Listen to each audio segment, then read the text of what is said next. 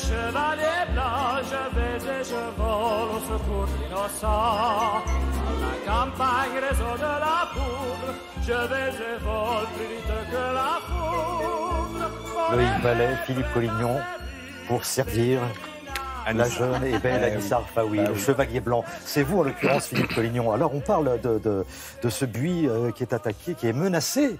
Par qui, par quoi exactement? Menacé de disparaître, tout comme l'orme avec la graphiose il y a quelques années, comme certaines cultures potagères au XVIIIe avec le puceron noir, comme beaucoup d'autres choses. Le buis, depuis 2008, il est menacé en France. 2008, c'est l'apparition de la pyrale du buis. C'est un papillon qui fait une petite chenille et qui ronge tout. Elle ronge les feuilles, et quand il n'y a plus de feuilles à ronger, elle s'attaque à l'écorce. Et là, ça devient dangereux parce que la plante n'a plus de substances nutritives pour pousser et elle sèche. Alors, de manger le buis dans les châteaux, c'est depuis 2008 qu'on a tiré la sonnette d'alarme.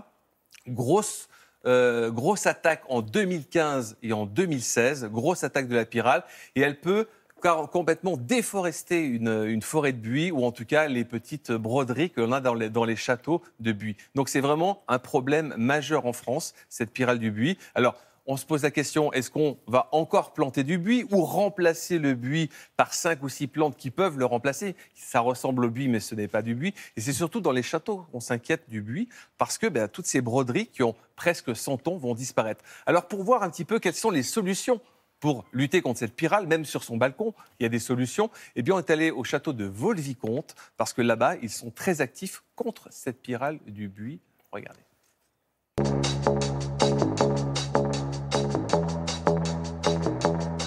La pyrale est un dommage collatéral de la mondialisation, puisque c'est une bestiole qui est arrivée avec l'importation de végétaux.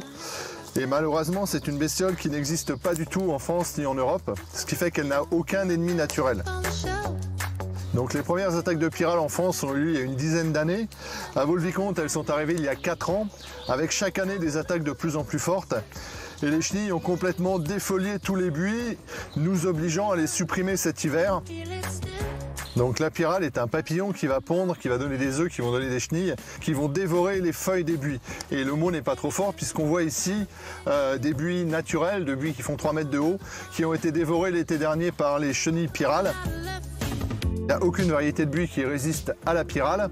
Et le résultat, on le voit malheureusement ici, c'est qu'on a des buis totalement défoliés qui vont essayer de repartir, qui vont essayer de faire quelques feuilles. Sauf que bien évidemment, tout ceci épuise le buis qui n'est pas prévu pour refaire toutes ces feuilles régulièrement. Alors, y a-t-il des méthodes de lutte efficaces? En ce qui concerne la lutte contre la pyrale, on va utiliser d'abord des pièges à phéromones. Ça va donc attirer les papillons mâles qui vont venir se coincer dans ce bol. Et quand on commence à prendre beaucoup de papillons mâles, on sait qu'une dizaine de jours après, on va avoir l'apparition des chenilles, ce qui va nous obliger à traiter avec un produit à base de Bacillus thuringiensis qui va tuer les chenilles. Alors on pourrait penser que le problème s'arrête là, malheureusement non, il y a tellement de papillons, il y a tellement de générations de pyrales qu'on sait qu'on aura à nouveau, quelques semaines après, une arrivée de papillons et donc de chenilles. Le bacillus se trouve facilement dans le commerce, déjà sous forme de poudre mouillable à mélanger et à pulvériser généreusement dès l'apparition des premières chenilles. Mais aussi on peut s'orienter vers une solution prête à l'emploi. Pour une plus grande efficacité, pulvériser sur les toutes petites chenilles, plus elles sont grandes, plus elles sont difficiles à atteindre. Autre astuce, pulvériser idéalement sur et sous les feuilles car les pontes ont lieu sous la feuille. Il faut renouveler l'opération tous les mois jusqu'en hiver. Les attaques épuisent les buis qui ont du mal à refaire leurs feuilles. Il faut les aider en les stimulant avec des engrais en granulés à répartir sur l'ensemble de vos buis. Pour les buis en pot, vous avez une nouveauté sous forme de pipette, une intraveineuse efficace. Et pour les plus écolos, vous avez une préparation plus compacte, idéale pour reverdir buis et conifères. Il faut vraiment sauver les buis. Mais Philippe, ça c'est une vraie catastrophe, et pour les jardiniers, et pour les propriétaires de châteaux, parce que le touriste vient pour voir quelque chose de magnifique. Des buis centenaires qui vont disparaître. Pour le propriétaire qui a une petite boule de buis aussi sur son balcon, à Paris ou ailleurs, eh bien, la chenille s'attaque aussi à ça. Donc c'est vraiment un fléau national. 2008 en Alsace, aujourd'hui, c'est dans toute la France. Dans toutes les régions sont concernées.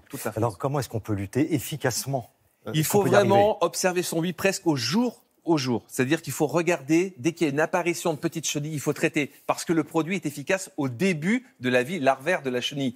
Une fois qu'elle est en stade larvaire terminal avant de devenir un papillon, c'est un peu plus difficile. Et puis, il n'y a pas de prédateurs naturels. C'est-à-dire qu'en Asie, elles ont un oiseau spécifique pour les chenilles. En France, il n'y a pas de prédateurs. Sauf qu'on commence à voir les mésanges qui commencent à s'attaquer aux chenilles. Mais lorsqu'elles vont comprendre qu'elles peuvent les manger, il va encore s'y passer 2-3 ans. Donc, ce n'est pas encore le moment. Donc, c'est encore une lutte chimique. On en reparlera certainement. Merci beaucoup, Philippe.